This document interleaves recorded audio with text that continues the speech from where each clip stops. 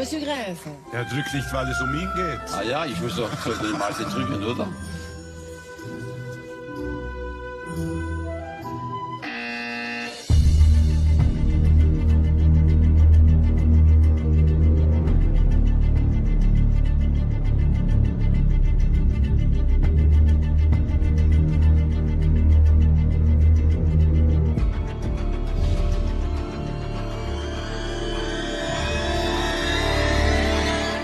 تلقى من الغيب المجرد حكمة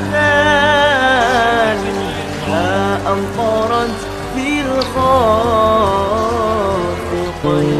سماؤه بها أمطرت في الخافقين